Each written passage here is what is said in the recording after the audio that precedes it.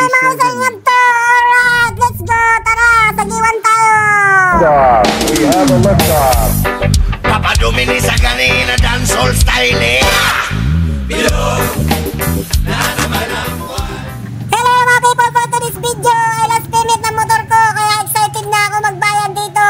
So yun na nga, pag na natin paihain pa, kunin na natin yung ating pera sa ating bulsa. Ganyan talaga pag walang pera, wala rin pitaka. Alright. At ayun na nga yung huling bayad natin, so 3,700. Nga pala, kasama ko dito si Cardeng at andito kami sa Yamaha G1 branch. At ayun na nga, excited na tayo makuha yung original copy ng ating ORCR at duplicate na susi ng ating motor. At ayun na, darda mo yung ating pipirmahan, katunayan na hindi ka na babalikan.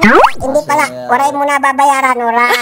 Kakit man niya, 3 months niya. Wow. Magandang dilag, puso ko yung nabiha. At ayan na nga, tapos na yung ating pagkadami-daming pirmahan. At ayan na nga, wala na tayong babayaran at nakuha na natin at wala na tayong babalikan. At ayan, siguro yung nakablo na lang. So, pauwi na kami ni Cardeng at gusto ko sanang itesting yung bagong susi. Kaya lang, ang ganda ng pagkabalot, wag na lang, ilagay na lang natin sa parador. So ayan, so bago nga pala tayo umuwi, mag-ikot-ikot muna tayo sa G1 para bumili ng ulam. Alright, let's go!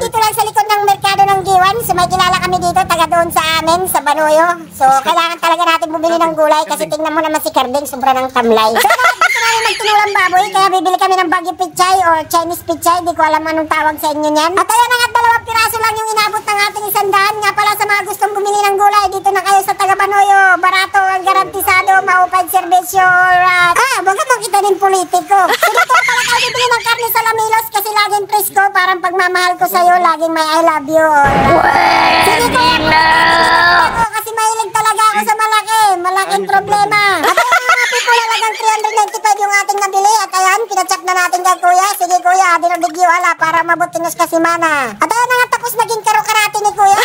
Kaya tayo magbayad muna. So na 395 yung ating babayaran. Kaya may sukli pa yung ating 400 na 5. Buti na lang may nakita kong pulubi dito, binigay ko na. So na kapag natin payain, patilagay na natin sa parador yung ating karning nabili. So ayan nga mga people, ang kagandahan ng Aerox na to kasi napakalaki talaga yung compartment. Kasi talaga yung isang case, di ba Cardeng? Oy, yung sigarilyo mo nahulog. Ganyan dapat Cardeng, hindi abusado, nag-helmet, kahit dito lang. So ano mga people, natuwi na tayo at bago matapos ang lahat, I would like to say thank you sa aking followers, friends, and family. Thank you for watching. Ciao! See you in my next video. Magluluto tayo.